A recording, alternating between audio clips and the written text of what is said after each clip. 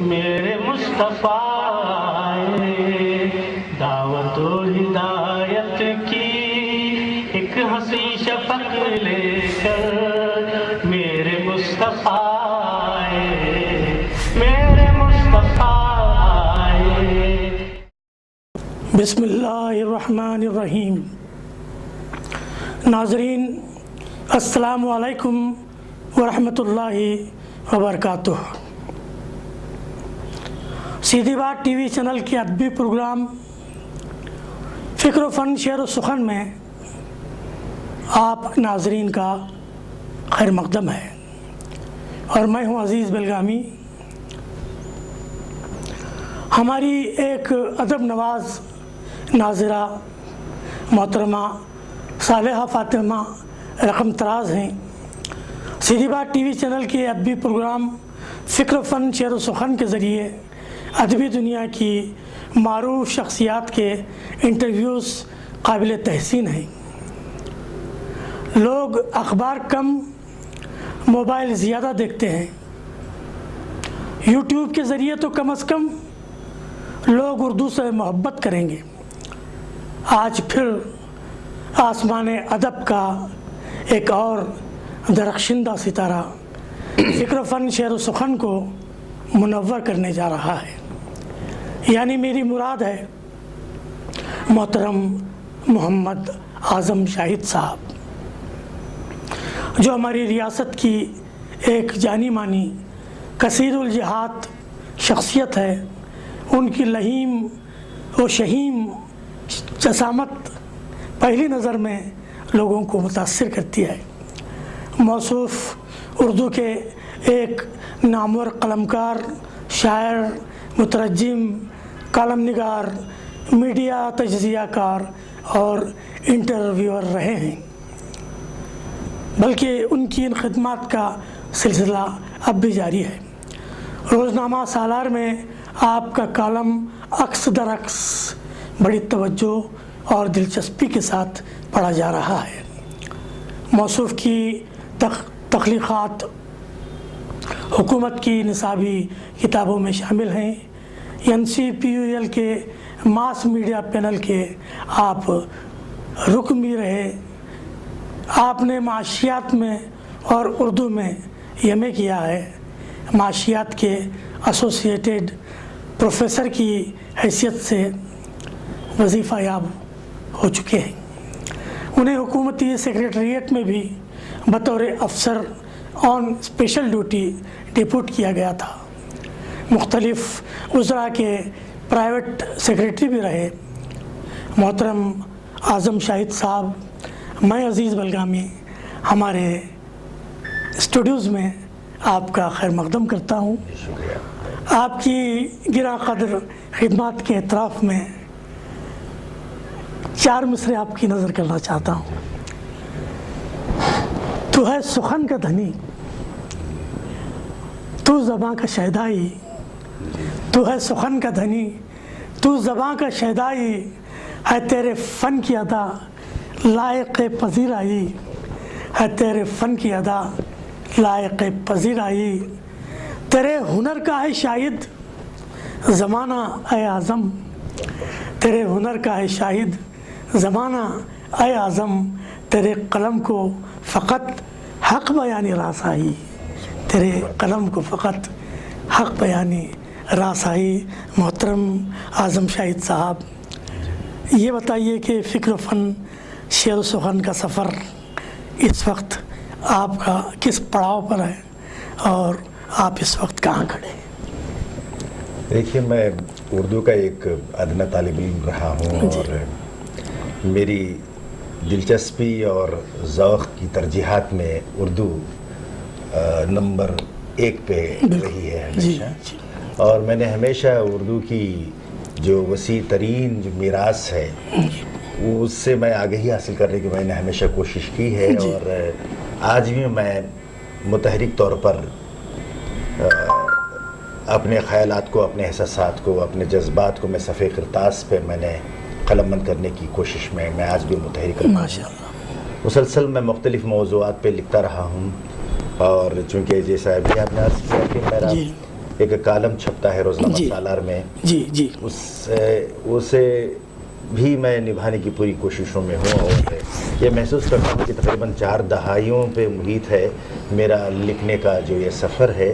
آج یہ محسوس میں کرتا ہوں کہ ایک سمندر ہے جس کا ایک قطرہ بھی میں نے ابھی تک حاصل نہیں کیا، اچھا، وہی نئے آفاق کی تلاش، جستجو کی تلاش میں جی آج سرگردہ ہوں میں، ماشاء اور یہ خیال ہے کہ ایسی چیزیں میں سپرد قلم کروں جس پر اب تک بحث نہیں ہوئی ہو، ماشاء اللہ، اور روزمرہ کے جو معاملات ہیں جو سب کی نظر سے گزرتے ہیں، مگر میں وہ چاہتا ہوں کہ دوسروں کے نگاہ میں جو چیزیں بستی ہیں، ان کے دلوں میں آتی ہیں، اسے میں قلم کے سپرد کروں، لوگوں تک پہنچاؤں، تاکہ ان کو لگے کہ یہ جو تحریر ہے یہ ان کے دل کی زبان ہے، بہت ان کے ذہن کی بہت خوب۔ محترم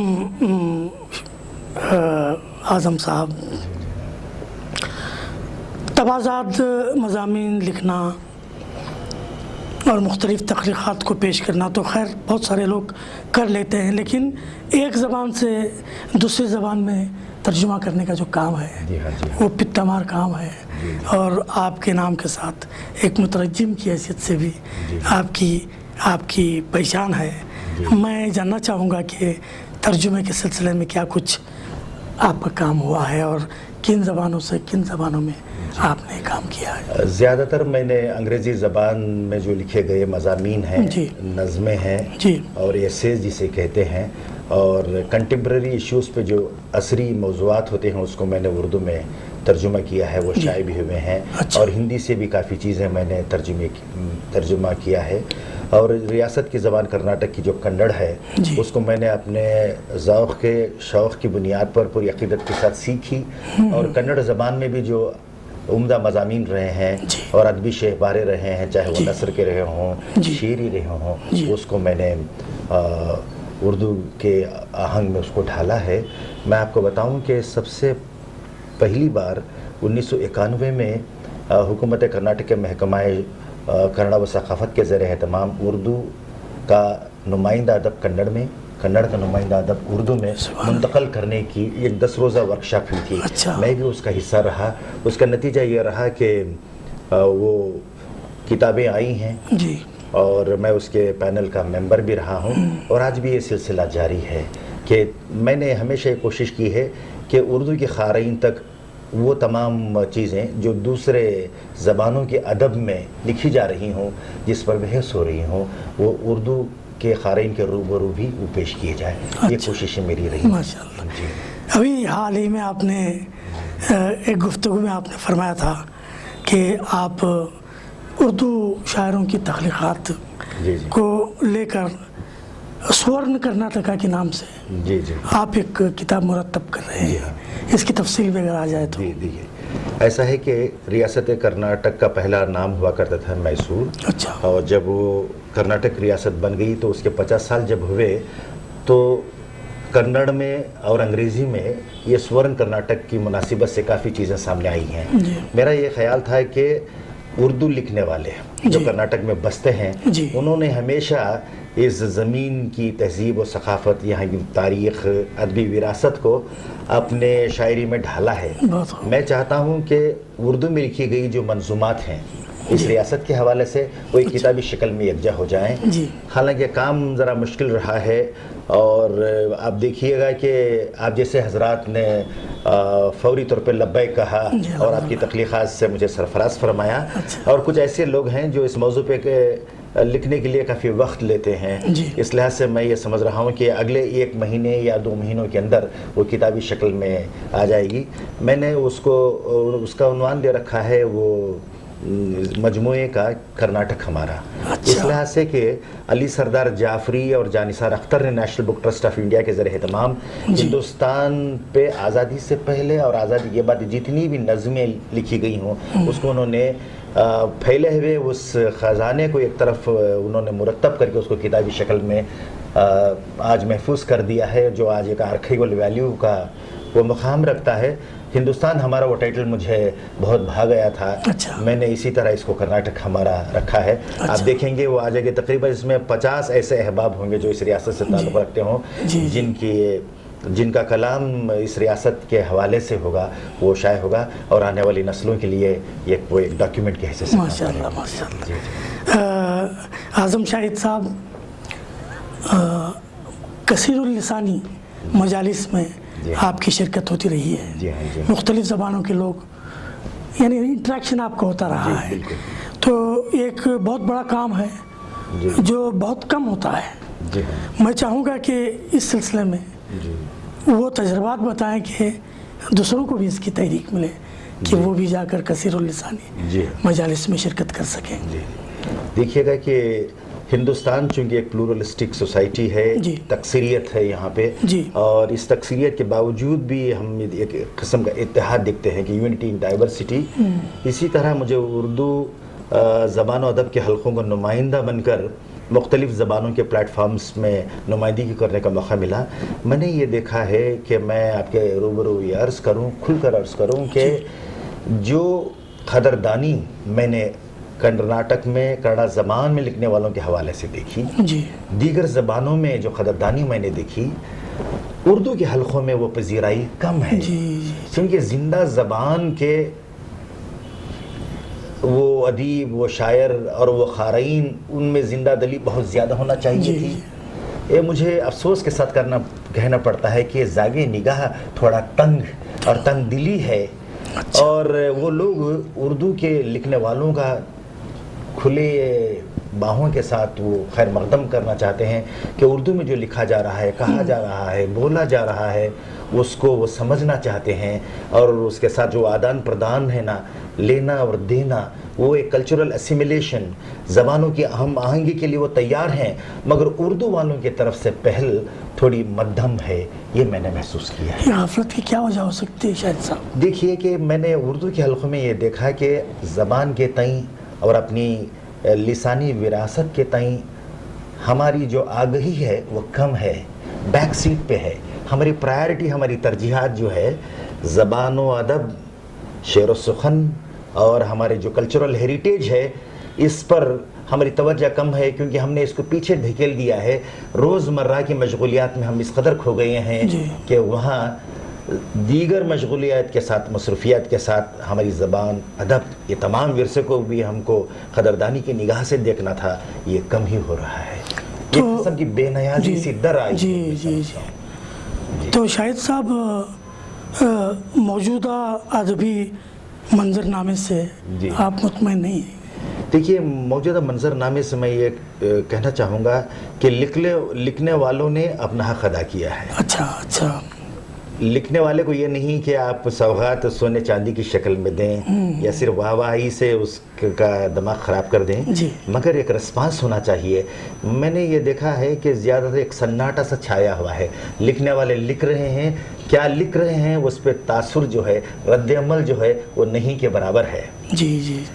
ایک ادب اور زبان اور تہذیب کے تعلق سے جو کچھ بھی ہو رہا ہے، اس کے حوالے سے پڑھنے والے کیا محسوس کر رہے ہیں. سوال یہ پیدا ہوتا ہے کہ آخر پڑھا بھی جا رہا ہے یا نہیں ہے. کم حلقوں میں اس کا رد عمل ملتا ہے، تاثر ملتا ہے. بہت کم ایسے ادبی ایڈیشن ہے اخبارات کے جہاں پر لکھنے والوں کے خیالات کے لیے جگہ دی گئی ہے. ہر میگزین میں بھی جگہ دی جاتی ہے، مگر اس میں وہی روایتی نام دیکھے جاتے ہیں، نئے نام مشکل سے نظر آتے ہیں. میں سمجھتا ہوں کہ ایک بے توجہی سی ہے. منظر نامہ اور زیادہ ثروت مند ہوگا، باوقار بن جائے گا، معنی خیز بن جائے گا، تب جبکہ لکھنے والا اور پڑھنے والے کے درمیان تال میل برابر بنا ہے. یہ میں محسوس کرتا ہوں. میں آتا ہوں آپ کے کالم کی طرف. عکس در عکس کے نام سے آپ جو کچھ لکھ رہے ہیں، جس وقت آپ نے اس کی ابتدا کی تھی، عکس در عکس کے کیا مقاصد تھے اور کیا آپ ان مقاصد کے حصول میں کامیاب ہیں؟ دیکھیے گا، چونکہ اخبار بینی سے شغف رہا ہے مجھے، میڈیا سے بھی شغف رہا ہے، اور میں نے پڑھا بھی ہے ایسے مشہور کالم نگاروں کو جو رسائل میں اور اخبارات میں مسلسل لکھتے رہے ہیں. میں نے سوچا کہ ایک متحرک ذہن کو صرف اپنی ذات تک محدود نہ رہتے ہوئے اپنے خیالات کو وہ لوگوں تک پہنچائے، اپنی بات جو ہے وہ دوسروں تک پہنچے. جی ایسا نہ ہو کہ صرف میں جو کہہ رہا ہوں وہ حرف آخر رہا ہو. جی صحیح صحیح. میں نے یہ سوچا کہ عکس در عکس جو ہے تصویر کے دونوں پہلو کو میں روبرو رکھنا چاہتا تھا. میں ایک ناقد کی حیثیت سے نہیں، ناصح کی حیثیت سے نہیں، بلکہ ایک تجزیہ نگار کی حیثیت سے لوگوں کے ہجوم کے درمیان میں بھی ایک کھویا ہوا سا چہرہ، کیا بات. میں یہ چاہتا تھا کہ جو ہمارے معاشرے میں ہو رہا ہے وہ معاشرے کے ہونے والے جو واقعات ہیں، واردات ہیں، واقعات ہیں، جو نئی نئی پالیسیاں مرتب ہو رہی ہیں، کامن مین عام آدمی تک پہنچ رہے ہیں یا نہیں. میں نے سوچا کہ میری اپنی بات جو ہے لوگوں تک پہنچے، وہ یہ محسوس کرے کہ ہاں انہوں نے بھی اس کو اس نظر سے دیکھا ہے، انہوں نے پرکھا ہے. میری یہ خوش قسمتی ہے کہ بہت سے میرے پڑھنے والوں نے، ہمارے قارئین نے اس کو سراہا ہے، اور ادبی حلقوں میں، سنجیدہ حلقوں میں جیسے کہ آپ ہیں اور دیگر احباب ہیں، انہوں نے میرا ہمیشہ حوصلہ بڑھایا ہے.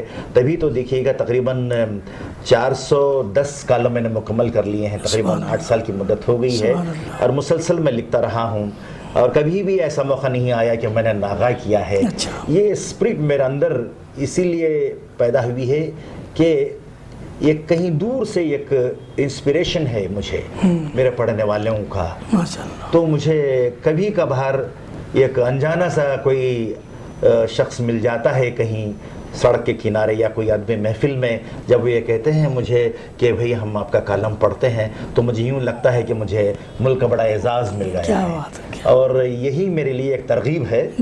اور اس سلسلے میں میری یہ ادنا سے کوشش رہی ہے کہ میں اگر دیکھیے گا ہر بدھ کو یعنی چہارشنبے کے دن اس کو چھپنا ہے، اور میں 4-5 دن پہلے یہ لکھتا نہیں ہوں.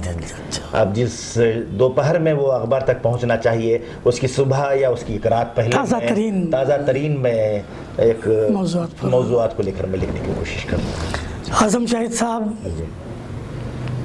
نیا ادب جی ہاں جس کی اجازت آپ فرما رہے ہیں، نیا ادب سے آپ کیا مراد لیتے ہیں، اور کیا کچھ مشمولات آپ کے رسالے کے ہوا کرتے ہیں؟ یہ رسالہ جو ہے سہمائی ہے، اور اردو دنیا میں کافی مقبول ہے، اور اس کے سنجیدہ اور بازوق اس کے خاری رہے ہیں. اور برصغیر کے ممتاز ادیب و شاعر خلیل مامون صاحب اس کے مدیر اعلیٰ ہیں. میرا یہ کام ہے کہ اخبار کی تدوین میں اور اخبار کے لیے جو مواد اکٹھا ہوتا ہے اور اخبار کی جو نکاسی ہوتی ہے وہ معاملات کو میں دیکھتا ہوں. حالانکہ یہ فل فلیج کوئی کام نہیں ہے، کیونکہ میں یہ پرنٹ میڈیا سے بھی میری اس میں شمولیت رہی ہے. ہم نے یہ کوشش کی ہے کہ اس کی جو مجلس ادارت کے ساتھ جس میں میں جڑا ہوا ہوں، یہ رسالہ عصری تقاضوں کے تحت ادب میں جو نئے رجحانات رونما ہو رہے ہیں اس کی رسائی پڑھنے والوں تک ہو. یعنی وہ نہیں کہ تقریباً 100-200 سال کا پرانا ادب، جبکہ آج کے لکھنے والے مختلف شعبوں میں مختلف جو اصناف رہے ہیں ادب کے، اس میں جو تجربے ہو رہے ہیں، مشاہدات ہو رہے ہیں، وہ نیا ادب ہے. اعظم شاہد صاحب، میں اس بارے میں پوچھنا بھول گیا کہ عکس در عکس کو کتابی شکل میں لانے کا کوئی پروگرام؟ حالانکہ بہت زیادہ اس کے ایپیسوڈز ہو چکے ہیں. کریکٹ، تقریباً 400. اب جو کل ہی بدھ میں جو چھپا ہے وہ تقریباً 411واں تھا. اس کی تو تقریباً میں سمجھتا ہوں کہ کم سے کم منتخب جو کالم لے کر اس کی 2 جلدیں تو آنی چاہیے. اس پہ مجھے بہت پہلے کرنا تھا کام، اب میں وہ کر رہا ہوں. اور میرے بہت سے کرم فرماؤں کا یہ اصرار رہا ہے کہ جو پڑھتے ہیں وہ قدردانی سے انہوں نے ہمیشہ مجھے اس جانب یہ توجہ مبذول کروائی کہ یہ کتابی شکل میں آ جائے. کیونکہ اخبار میں جو لکھا جاتا ہے وہ آلویز اس کو لٹریچر ان ہری کہا جاتا ہے کہ آج بڑھا کل وہ گمنامی میں چلا گیا. میں اس کو محفوظ میں نے رکھا ہے، اور انشاءاللہ امید کر رہا ہوں کہ وہ جلد کتابی شکل میں بھی انشاءاللہ آ جائے. محترم، آپ ملک گیر سطح پر مختلف سیمینارز میں، سمپوزیمز میں گئے ہیں. بہت کم لوگ جانتے ہیں کہ اس میدان میں بھی آپ کی خدمات رہی ہیں. میں چاہوں گا کہ اس پر بھی ایک مختصر سا ایک تعارف ہمارے سامنے آ جائے کہ کیا کیا کچھ ہوا ہے. دیکھیے، میں نے زبان اردو کو اپنا ذریعہ معاش نہیں بنایا. اچھا جی. اپنے ذوق کی بنیاد پر اللہ کا کرم ہے کہ مجھے شناخت ملی اس پہ. سبحان اللہ. یہ کہ مجھے اردو کے حوالے سے بھی جانتے ہیں، یہ میری بڑی خوش قسمتی ہے. اور اسی حوالے سے میں ملک کی بڑی بڑی درسگاہوں میں، یونیورسٹیز میں اور جو کالجز ہیں وہاں ادبی سیمینار سے جو زبان و ادب کے حوالے سے الگ الگ موضوعات پہ رہے ہوں، جیسے کہ علاقائی زبانوں کا تعلق اردو کے ساتھ کیسا رہا ہے، اور اردو زبان میں جو عصری مسائل ہیں اس کی عکاسی کیسے کی جا رہی ہے، اور ترجمے کی جو روایت ہے پہلے کیا تھی اب کیا صورتحال ہے، اور ملک گیر سطح پر جو مسائل ہیں، معاشی مسائل ہیں، سماجی سیاسی مسائل ہیں، مسلمانوں کے تعلق سے کیا صورتحال رہی ہے، اس کی کیا تجاویز ممکن ہو سکتی ہیں، اور مختلف جو حکومت کی جانب سے کمیٹیاں بنائی گئی ہیں اردو زبان کی ترقی کے سلسلے میں، مسلمانوں کی بہتری کے سلسلے میں، اس کا جائزہ لینے کے لیے جو مختلف قسم کے سمپوزیم سیمینار رہے ہیں وہاں مجھے شرکت کا موقع ملا ہے، اور یہ سلسلہ ابھی مسلسل دراز ہے، چل رہا ہے. اور امور صحت کے تعلق سے اردو صحافت میں بڑی کم توجہ دی گئی ہے. میں نے چند موضوعات کو لے کر اپنے کالم میں بھی وہ لکھا ہے، اس کی نشاندہی یونیسیف نے بھی کی ہے، اور دلی میں مجھے 2-4 مرتبہ یونیسیف کے سیمیناروں میں، ورکشاپس میں، حیدرآباد میں یہاں شرکت کا موقع ملا، اور انہوں نے مجھے اپنے ایک توصیفی سند سے بھی نوازا ہے، تاکہ یہ امید کرتے ہوئے کہ اردو میں لکھنے والے امور صحت پہ کم ہیں تو اس سلسلے میں مزید اور اس میں اضافہ ہو، یہ بھی سمجھا جا رہا ہے. تو سیمیناروں میں شرکت کر کے ہمیشہ مجھے یہ احساس ہوا ہے کہ مجھے ابھی شرکت کے لیے سمجھنے کی بہت زیادہ ضرورت ہے، سیکھنے کی بہت ضرورت ہے. یہ ایک پلیٹ فارم ہے جہاں سے میں نے ہمیشہ عکس کیا ہے نئے نئے رجحانات کو، نئے نئے خیالات کو. وہاں جو آپ نے مقالے پیش کیے ظاہر ہے اس میں کافی محنت کی ہوگی، آپ نے تحقیق سے کام لیا ہوگا، تو کیا اتنا مواد آپ کا جمع ہوا ہے کہ اسے بھی کتابی شکل میں شائع کیا جا سکے؟ یہ میں اعتراف کرتا ہوں کہ میں بے نیاز رہا ہوں، اور بے نیازی میرے مصروفیات کی وجہ سے بھی ہوتی چلی گئی، اور الگ الگ فائلز میں میں نے جو مقالے پڑھے ہیں وہ رکھ چھوڑے ہیں. میرا یہ خیال ہے کہ جس طرح بھی آپ نے سجھاؤ دیا، ایک بار اس پہ نظر ثانی کر کے میں چاہوں گا کہ وہ مقالات بھی انشاءاللہ کتابی شکل میں محفوظ ہو جائیں. ماشاءاللہ یہ خیال ہے. اللہ کا فضل ہے کہ آپ کی خدمات کا وسیع پیمانے پر اعتراف کیا گیا ہے، بس اللہ ہی کا کرم، اور آپ کو ایوارڈ سے بھی نوازا گیا ہے. میں چاہوں گا کہ آپ ہمارے ناظرین کو بتائیں کہ کیا کچھ ایوارڈز کن کن انجمنوں سے آپ کو عنایت کیے گئے ہیں. عزیز صاحب، میں یہ عرض کروں کہ موجودہ دور میں جو بے قدری ہے وہ عام ہے، اور ایسے ماحول میں قدردانی میں سمجھتا ہوں کہ اللہ کی طرف سے ایک عنایت ہی ہے. بالکل بالکل. اب دیکھیے گا کہ اردو، اور اللہ ہی قدردان ہے. جی ہاں، عزت ذلت سب اسی کے ہاتھ میں ہے. میں نے جو کام کیا ہے ادنا سا کام، اس کی شناخت بھی ہوئی ہے، اس کا اعتراف بھی کیا گیا ہے، اور مجھے کئی ادبی انجمنوں سے، کئی اداروں سے وقتاً فوقتاً کئی اسناد اور ایوارڈ سے بھی نوازا گیا. میں چند کا ذکر یہاں کرنا ضروری سمجھوں گا کہ بنگلور مہانگر پالیکا جو بنگلور کارپوریشن ہے، اس کا جو ایوارڈ ہے وہ ریاست میں بنگلور شہر میں بڑا ایوارڈ اس کو مانا جاتا ہے، کیمپے گوڑا ایوارڈ. 2013 میں مجھے ادبی خدمات کے سلسلے میں یہ ایوارڈ دیا گیا، اور وہ مجھے ایوارڈ لیتے ہوئے یہ خوشی محسوس ہوئی کہ وہ کنڑ کے دیگر جو احباب رہے ہیں مختلف شعبوں میں، انہوں نے جو کام کیا ہے ان کے ساتھ مجھے ایوارڈ دیا گیا. پھر اس کے بعد مجھے روزنامہ پاسبان، جس کے 71 سال پورے ہونے پر انہوں نے ایک پلاٹینم جوبلی سیلیبریشنز کیا، کالم نگاری کے میدان میں میری خدمات کے پیش نظر انہوں نے مجھے اپنے ایوارڈ سے نوازا. اور اسی سال تقریباً 2-4 مہینے پہلے ریاست کی کرناٹک اردو اکیڈمی نے بھی مجھے کالم نگاری کے لیے اپنے ایوارڈ سے نوازا ہے. میرے اپنے شہر کولار میں باغبان اردو ایک تنظیم ہے، ان لوگوں نے بھی مجھے میری جو چھوٹی موٹی کوششیں رہی ہیں اس کے طرف میں بھی انہوں نے مجھے باغبان اردو ایوارڈ سے نوازا ہے. اس کے علاوہ بھی کافی موقعوں پہ مجھے الگ الگ موقعوں پہ ایوارڈز وغیرہ دیے گئے ہیں. یہ بس میں سمجھتا ہوں کہ جس طرح مولانا حالی نے کہا تھا کہ نہال خاک ساری لگا کر چشم مردم میں مقام پایا ہم نے، میں اپنے آپ کو वही कमतर महसूस करता हूँ कि ये अवार्ड जो है एक ज़िम्मेदारी का एहसास दिलाता है। बिल्कुल सही। और हमेशा अवार्ड से ख़त नज़र आदमी को रवा दवा रहना है अपनी मंजिल की तरफ। बिल्कुल। तो मैं हमेशा ये महसूस करता हूँ कि मेरे जो पाँव हैं ग्राउंडेड हैं जी। और मैं हमेशा सर खम के साथ अपने काम में लगा। सुभान अल्लाह, सुभान। मोहम्मद आज़म शाहिद साहब, एक बहुत ही आखिर में एक बहुत ही खाकसाराना सवाल पूछना चाहता हूँ। फ़िक्र फ़न शेर व सुखन के नाम से हमने ये जो मजलिस सजाई है, मैं चाहूँगा कि आपके तअस्सुरात भी उस सिलसिले में आ जाएं। देखिएगा कि आज जहाँ हर शहर में, हर गांव में उर्दू के ताल्लुक़ से, उसके उर्दू अदब के फ़रोग़ के लिए कोशिश हो रही हैं, अंजुमनें तो बेशुमार हैं। जी जी। उसका असर बहुत कम देखा जाता है। जी। उर्दू को सिर्फ मुशायरों से जोड़कर एक ऐसी रिवायत पैदा करना कि उर्दू हमेशा कायम दायम रहेगी। जी जी जी। मेरा ये मानना है कि अलग अलग प्लेटफार्म जैसे कि उलूम ताज़ा हैं, जिस तरह के ये चैनल है यूट्यूब पे, ये जो चैनल है और काफ़ी मशहूर, इसकी रसाई ज़्यादा है, सोशल मीडिया है, यहाँ पर भी उर्दू का तस्करा, इस ज़बान में हो रही कोशिशों के ताल्लुक़ से आश्कार करना, लोगों तक पहुँचना, मेरी नज़र में ये ख़ुद बड़ा कारनामा है। और सीधी बात के चैनल के हवाले से ये जो काम हो रहा है, मेरी नज़र में ये काबिल तहसीन और मुबालगा नहीं, लायक रश्क भी है और ये बाइस तक़लीद भी है। ऐसी कोशिशों को और ज़्यादा मल्टीप्लायर लेवल में इसमें इजाफ़ा होना चाहिए। और उर्दू का जो काम करते हैं उनके लिए ख़द व मंजिलत के लिए ये जो प्लेटफार्म बना गया है, ये प्रोग्राम है, मैं समझता हूँ कि ये दूसरों को भी और मज़ीद बेहतर काम करने की तरफ राग़िब करेगा।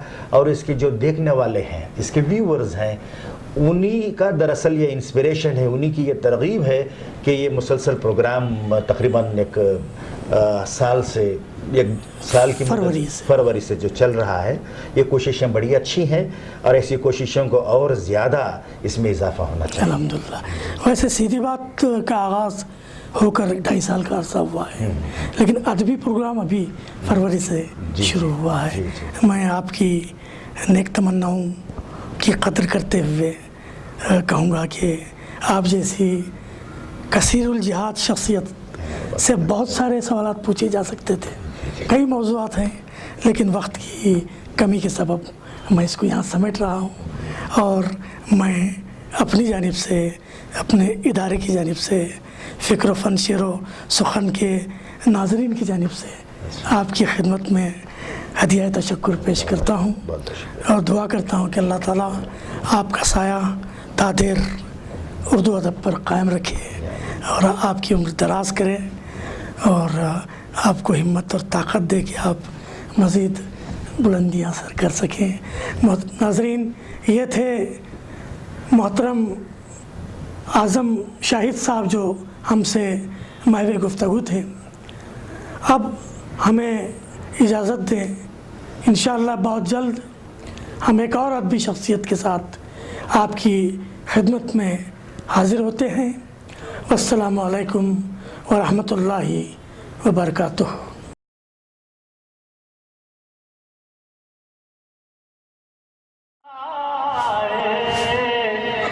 मेरे मुस्तफ़ा आए, दावत और हिदायत की एक हंसी शफक लेकर। मेरे मुस्तफ़ा